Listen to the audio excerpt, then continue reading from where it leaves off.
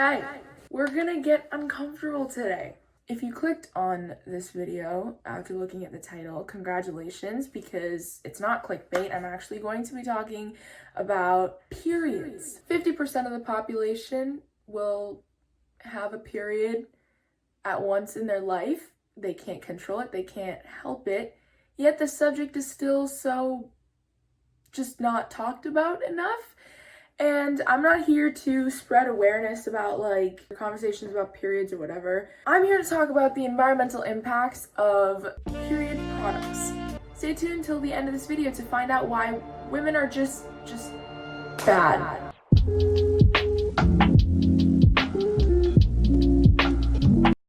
So this is technically episode 2 of Janya Watches Random Shit on the Internet. Today we're going to be watching a bunch of pad and tampon commercials coming from a range of ages.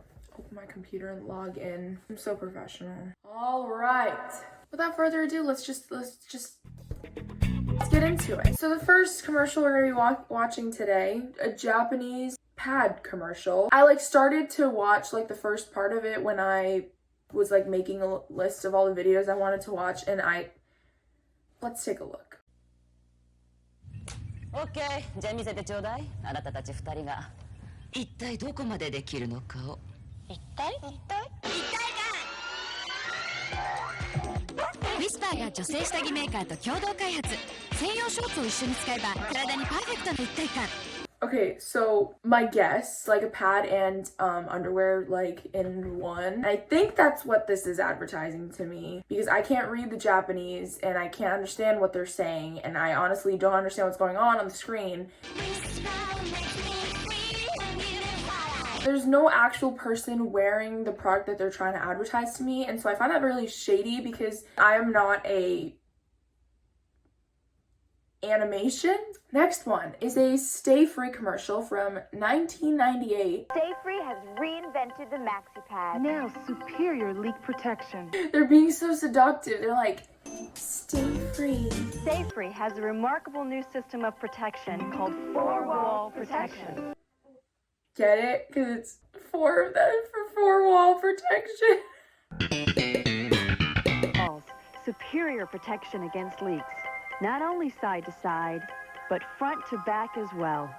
And 4-wall protection guards against twisting and bunching to help further prevent leaks. New 4-wall protection from Stay Free.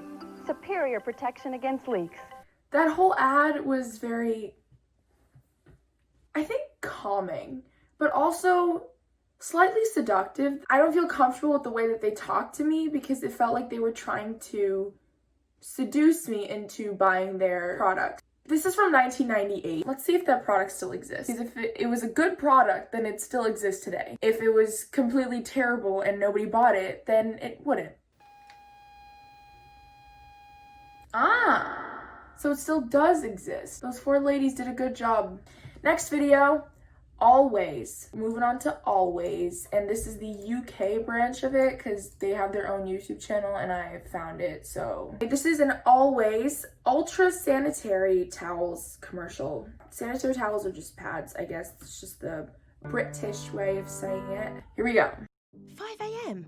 We're still out. And it's my period. But here I am. Best night ever. No. That is making me nervous. She's wearing a white jumpsuit, wearing heels and jumping around the place, and apparently she's been out till 5 a.m. in the morning. No. I feel like no matter what pad you wear, no woman ever sanely wears a white jumpsuit like that until 5 a.m. when they're on their period. This woman, she looks like she owns more jumpsuits.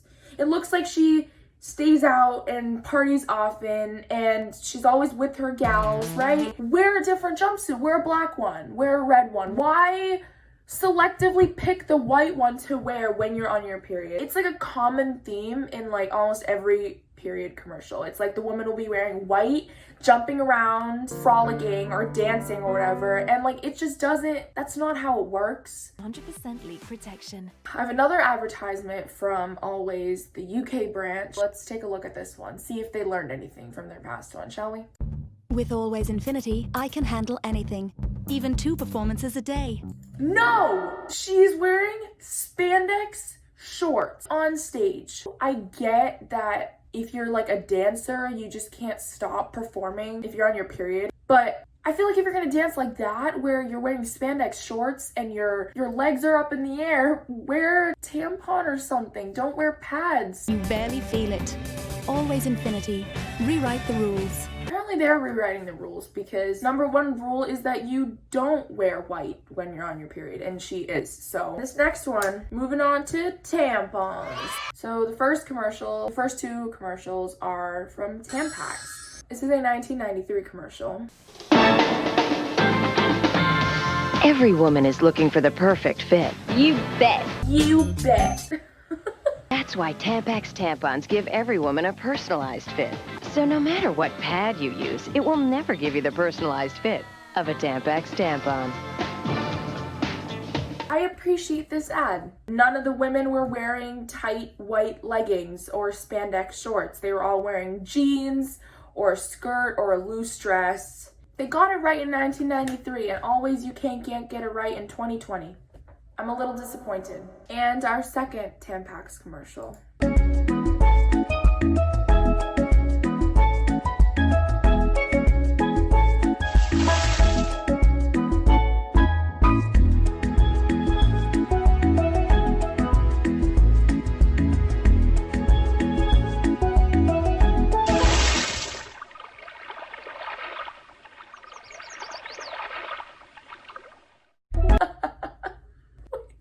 That's actually so funny.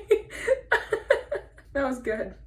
That was good. I applaud. I give that one a 10 out of 10. It's called a butterfly kick, in case you didn't know the stroke she was swimming, okay? The last commercial of today, ragtime tampons.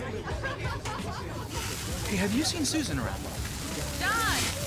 There she is. Hey! Oh no, I don't like where this is going. She's wearing a white bikini. I don't like where this is going. Honey? Everyone, can I have your attention for just a second, please? No. Now, I know she's too modest to say anything, but, well, I'm proud of her.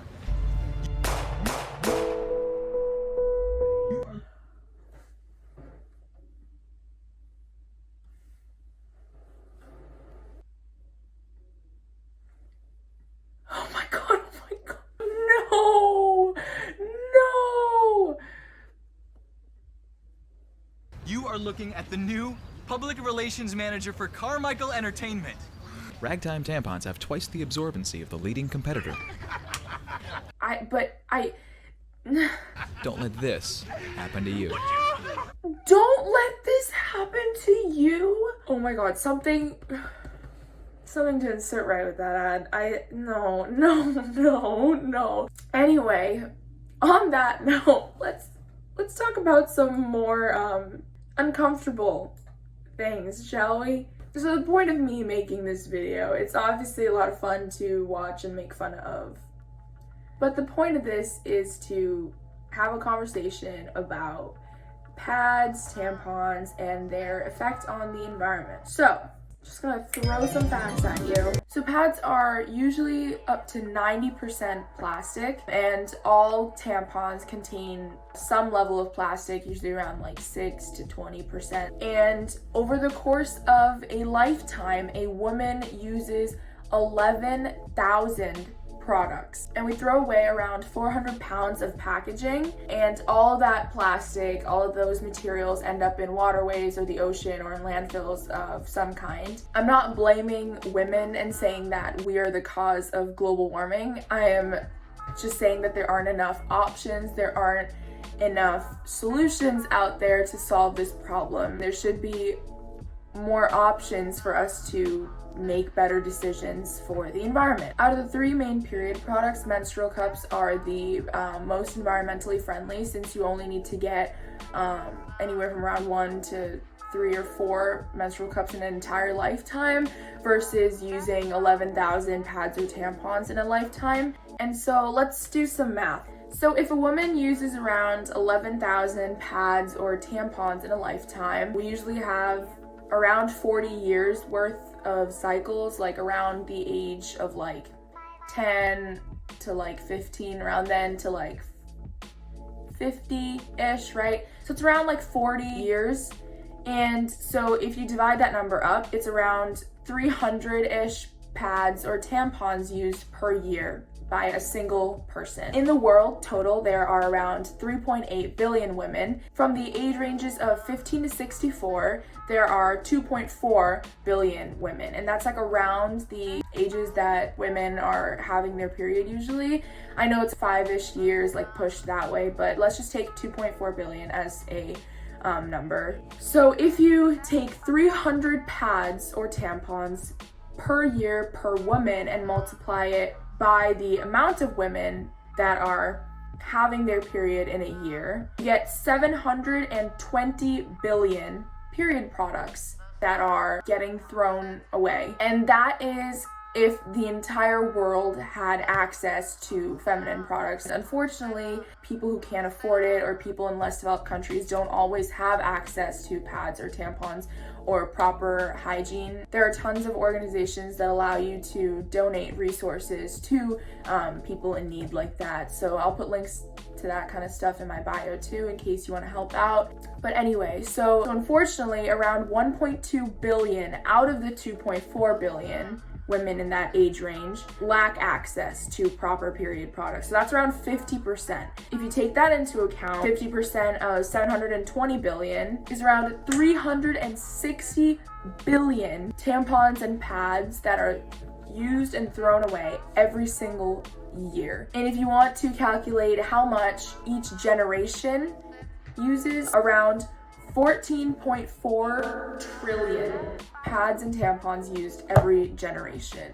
But there are alternatives out there like reusable pads, menstrual cups. So if you take that number I said earlier, 14.4 trillion pads and tampons used every generation, right? If every single one of those women used a menstrual cup or used another sort of reusable product instead, we could literally cut that number down to 1.2 billion. 14.4 trillion to 1.2 billion. Basically, the math that I'm doing here is cutting down the number of pads and tampons down to the number of women that there are in total, because you usually only need around like one menstrual cup per lifetime. But even if you do like 2 or 3, that's still 3.6 billion versus 14.4 trillion. I just think that the conversation needs to be more prevalent so that women are more knowledgeable on the different alternatives out there. We know more of like the different choices we have so we can make better environmentally conscious decisions. Hopefully this video makes you a little bit more comfortable talking about it, and now you know more about periods and pads than you did before, so you're welcome. I'm sorry I don't like ever upload on a schedule or like regularly ever. Anyway, I'll see you next time.